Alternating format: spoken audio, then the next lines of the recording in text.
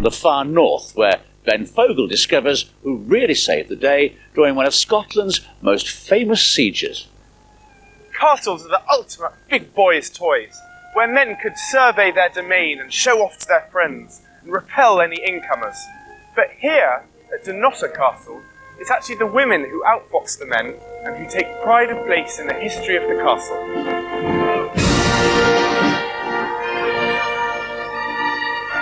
It was here that a simple servant girl outwitted Cromwell's elite troops and saved the honours of Scotland. And another woman managed to save King Charles' private papers, smuggling them past the noses of Cromwell's soldiers by sewing them into her petticoats. But enough about women and more about the manly things, like the battles that were fought here.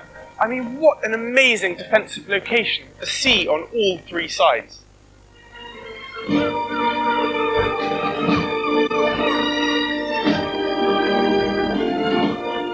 And the only way in was in full view of the firing range.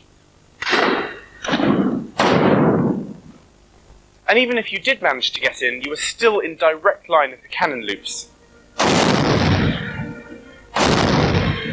Dunnotar Castle was the home of the Earl Marshal, a loyal servant of Charles II. It was his job, with a force of just 70 men, to stand against Cromwell for 8 long months and to protect the so-called honours of Scotland. Another word for the honours of Scotland is the crown jewels of Scotland. Sword, sceptre and a crown. You can see them in Edinburgh Castle.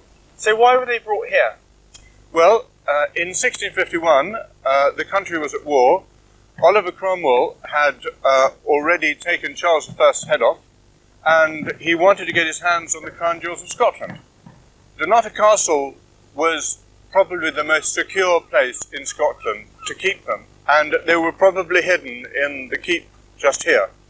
Okay, so if the castle was so secure, how were they smuggled out? Well, it was a secure castle, but Cromwell found out that they were here. He mounted a siege. There was a small garrison of 69 people, and there was a limit to the amount of time that they could withstand his siege. But before they gave up, the honours had been smuggled out, probably down the cliff here, and a lady called Mrs. Granger had established a routine with some of her serving girls of collecting seaweed below the castle. And so that the soldiers were used to see them with their creels, their wicker baskets, collecting the seaweed. And one day they went out not just with seaweed, but with the honours of Scotland also in the creel. As the siege dragged on, another woman showed her courage. Now obviously lots is known about the honours of Scotland, but what's known about King Charles' paperwork? Very little. I mean, most people have heard the honours of Scotland say, but not much is known about these mythical papers that were spirited out at the same time. And how were they spirited out? They were sewn in, so legend goes, in the undergarments of one of the ladies in the castle. And what was the significance of these papers? They're supposedly containing compromising letters about Charles' movements and this sort of thing. And how did she manage to get through Cromwell's front line? Familiarity. Basically, she'd been in and out so many times that they just ignored her. The treasure was long gone when the garrison surrendered, and Cromwell's men went away with just a few sticks of furniture.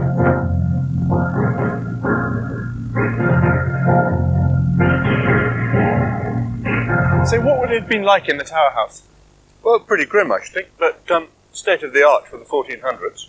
The Lord, the Earl Marshal, and his Countess would have had a bedroom to themselves. There probably would have been 20 other folk dotting around the place, one way or the other, around the fires.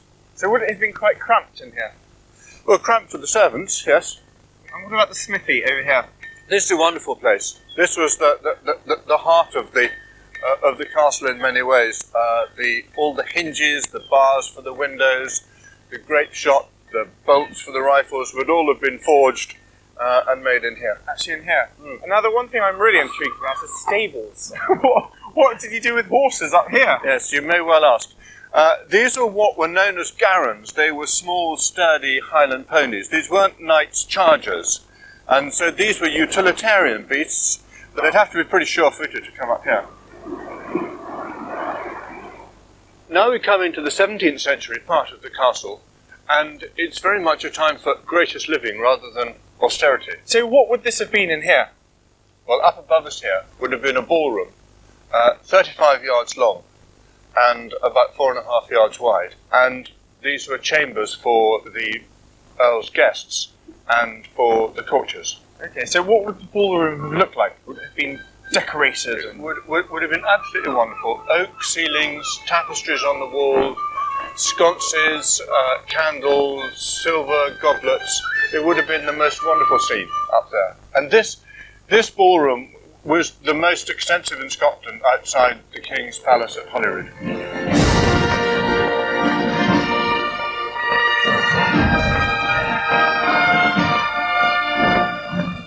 I first visited Dunnotar when I was just 8 years old, and I had no idea just how steeped in history it was. And I have to say that of all the castles I visited, it certainly remains my favourite.